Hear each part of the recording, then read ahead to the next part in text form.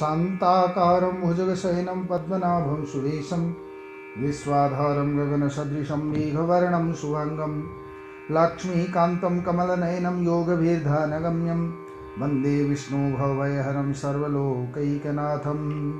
श्रीकृष्ण गोविन्द हरे मुरारे हे नाथ नारायण वासुदेव। श्रीकृष्ण गोविन्द हरे मुरारे हे नाथ नारायण वासुदेव। श्रीकृष्ण गोविन्द हरे मुरारे हे नाथ नारायण वासुदेव। श्रीकृष्ण गोविन्द हरे मुरारे हे नाथ नारायण वासुदेव। बोले कृष्णचंद्र भगवान की जय। श्री गणेशाय नमः। पद्म पुराणांतर्गतम कार्तिक महात्म्यम 39तमोऽध्याय। ऋषय ऊचुः अस्पृश्यत्वं कथं प्राप्त श्रुतबोधितरुस्त्वयं स्पृश्यत्वं हि कथं यातस्तथायं सनिवासरे। श्रुतुवाच समुद्रमथनाद्यानि रत्नान्या पुरुषोत्तमः श्रियं च कौस्तुभं तेषां विष्णवे प्रदुःसुरः। यावदङ्गीचकाराशौ लक्ष्मीं भार्याथमात्मनः तावद्विज्ञापयामाश लक्ष्मीस्तं चक्रपाणिनं। लक्ष्मीरुवाच असंस्कृत्य कथं ज्येष्ठां कनिष्ठां परिणीयते तस्मन्ममाग्रजामेतां लक्ष्मीं मधुसूदन। 29वें अध्याय के अंदर सूत जी महाराज सौनकादिक ऋषियों से कह रहे हैं। ऋषियों ने पूछा, महाराज यह बोधि तरु अर्थात पीपल का वृक्ष क्यों छूने योग्य नहीं हुआ? यह शनिवार को क्यों छूने योग्य हुआ? सो हमें बताइए।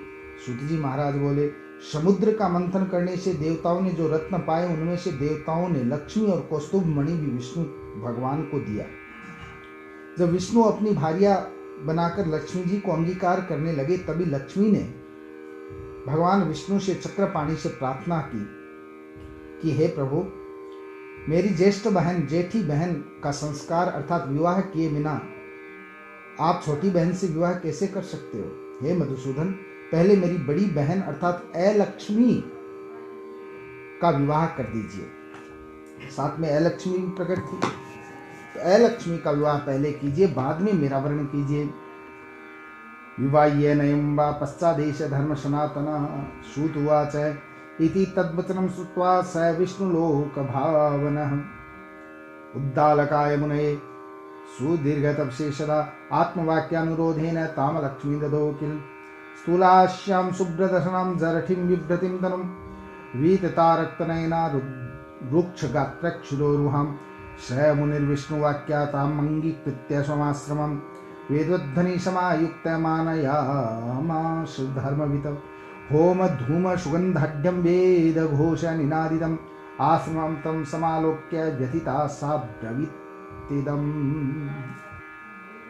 लक्ष्मी जी कहने लगी, हे प्रभु, मेरी बड़ी बहन अलक्ष्मी का विवाह करके तब मुझे आप लेकर के जाइए, यही सनातन धर्म है।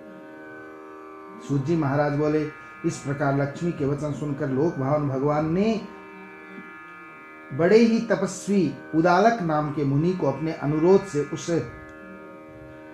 अलक्ष्मी को दे दिया। स्थूल मुख, श्वेत दांत, जीर्ण शरीर, फटे से कुछ काले नेत्र, रूखे शरीर और महाबला वह अलक्ष्मी थी। विष्णु के वाक्य से अंगीकार करके वेद ध्वनि युक्त अपने आश्रम में वे धर्मज्ञ उदालक मुनि उसे ले गए। भगवान विष्णु की बातों में आकर के ले गए। भगवान विष्णु ने कह दिया, मेरी बहन मेरी साड़ी है, पत्नी की बहन है, तो आप लक्ष्मी की बहन के साथ विवाह कर लीजिए। वो आश्रम में जब लेकर के गए, होम के धुएं की सुगंधि से युक्त और वेदों के पढ़ने के शब्द से युक्त आश्रम को देख करके वह दुखित हो गई और पति से वचन कहने लगी। उदालक ऋषि से ज्येष्ठो वाच न हि वासो नुरूपोऽयं वेदध्वनियुतो मम न चाग्निष्ये भो ब्रह्मन् यस्वान्यत्र गान्ध्रुवम्। उदालक वाच कथं नायासि कान्ते वर्तते सम्मतं तव तव योग्या च वसति का भवेच्च वदस्व ततो। ज्येष्ठो वाच वेदध्वनिर्भवेद्यस्मिन् तिथीनां च पूजनं यज्ञदानादिकं वापि नैव तत्र वशाम्यहम् परस्परानुरागेण दाम्पत्यं यत्र वर्तते पितृदेवार्चनम यत्र तत्र नैव वशम्यहम्। ज्येष्ठा बोली, जहाँ वेद ध्वनि युक्त आश्रम हो, वेद ध्वनि युक्त यह आवास मेरे योग्य नहीं है। हे महाराज, मैं यहाँ नहीं रहूंगी, मुझे अन्यत्र ले चलो। उदालक बोले, हे कांते, तू यहाँ क्यों नहीं रहेगी? तेरा यही निश्चय है तो तेरे योग्य कौन सा स्थान है जो मुझे बता, मैं ढूंढूं तो सही, कहाँ रह पाएगी? तब ज्येष्ठा कहने लगी, वो लक्ष्मी कहने लगी, जहाँ वेद की ध्वनि होती है और अभ्यागतों का पूजन होता है, अतिथियों का जहाँ पूजन होता है तथा ज्ञान दान आदि होते रहते हैं, वहाँ मैं वास नहीं करती। जहाँ स्त्री पुरुष परस्पर प्रीति से रहते हैं, प्रेम से रहते हैं, जहाँ पितृ तथा देवताओं का पूजन होता है, हे पतिदेव, वहाँ मैं नहीं रहती। उद्यमो नीति कुशलो धर्मयुक्त प्रियं वद, गुरु पूजा रतो यत्र तस्मिन्नेव वशम्यहम्। रात्रौ द्विवागृहे यस्मिन् दम्पत्यो कलहो भवेत्, निरासायन्त्यति तस्मिन् स्थाने रतिर्मम।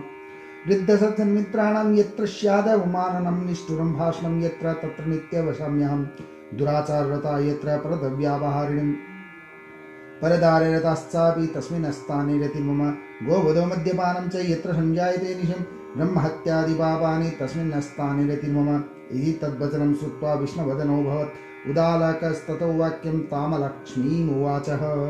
जहाँ उद्यम करने वाले, नीति में चतुर, मधुर बोलने वाले, गुरु पूजा ब्राह्मण पूजा करने वाले मनुष्य रहते हैं, वहां मैं नहीं रहती। जिस घर में रात दिन स्त्री पुरुष में कलह होता हो और अतिथि निराश होकर के जाता हो, उस स्थान में मेरी विशेष प्रीति रहती है। जहाँ कलह है वहां पर लक्ष्मी है। जहाँ वृद्ध मनुष्य और सज्जनों का अपमान होता हो, जिस घर में बूढ़े बूढ़ों का अपमान होता हो, उनसे कठोर भाषण होता हो, वहां मैं सदा रहती हूँ। जहाँ लोग दुराचार करते हैं, पराया द्रव्य हर लेते हैं, पराय नारी में रत रहते हैं, उस स्थान में मेरी प्रीति रहती है। जहाँ सदा गोवध, मद्यपान, ब्रह्म हत्या आदि जैसे पाप होते हैं, वहां मैं निवास करती हूँ, वहां मेरी प्रीति है। सूत जी बोले, इस प्रकार उस लक्ष्मी के वचन सुन करके मलिन मुख हो, उदास हो गए, मलिनता आ गई चेहरे पर। उदालक मुनि उससे कहने लगे, उदालक उवाच, अश्वत्पृक्षमूले स्मिन्न लक्ष्मीस्त्वं स्थिरा भव, आवासस्थानमालोक्य यावच्चायाम्यहं पुनः श्रुतुवाच। इति तां तत्र संस्थाप्य जगामोद्दालकस्तदा, प्रतीक्षन्ति चिरं यत्र यावत् तं न ददर्शसा।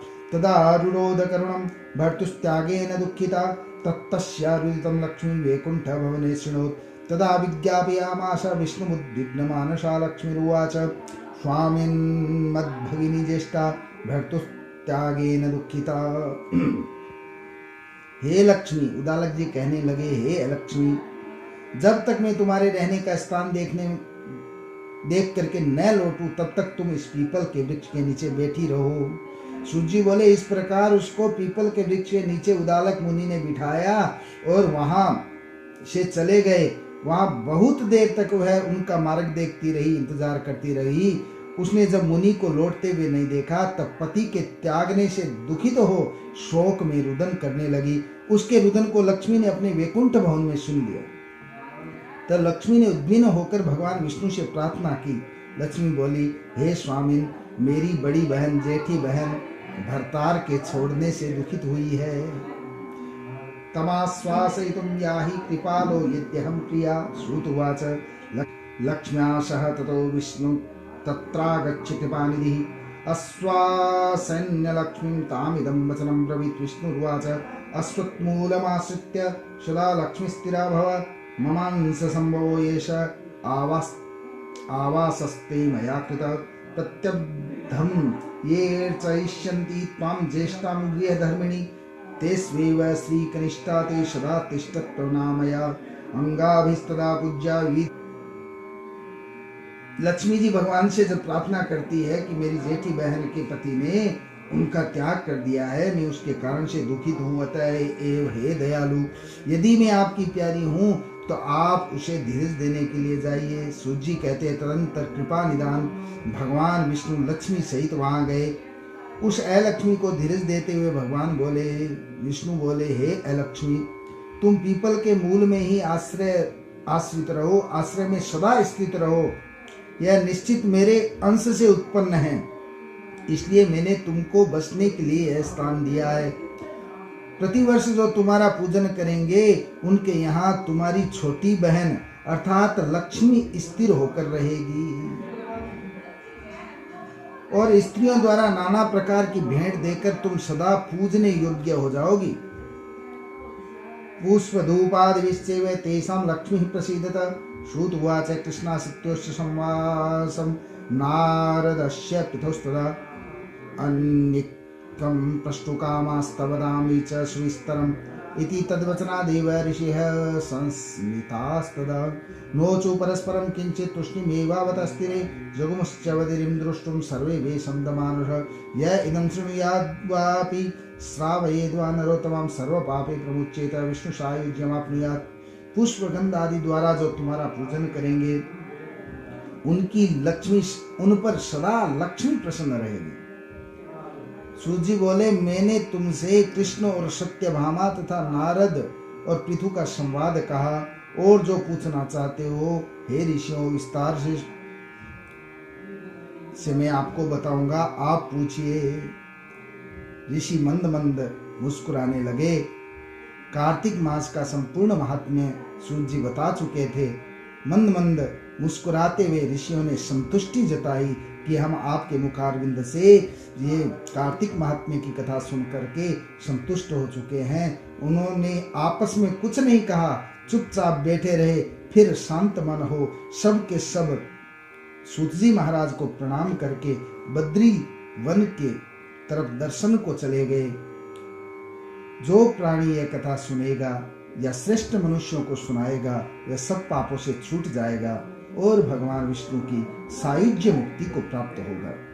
श्री कृष्ण गोविंद हरे मुरारे, हे नाथ नारायण वासुदेवा। श्री कृष्ण गोविंद हरे मुरारे, हे नाथ नारायण वासुदेवा। श्री कृष्ण गोविंद हरे मुरारे, हे नाथ नारायण वासुदेवा। इति पद्मपुराणे कार्तिक महात्म्ये 39तमोत्सव संपूर्णम्। बोले कृष्णचंद्र भगवान की जय।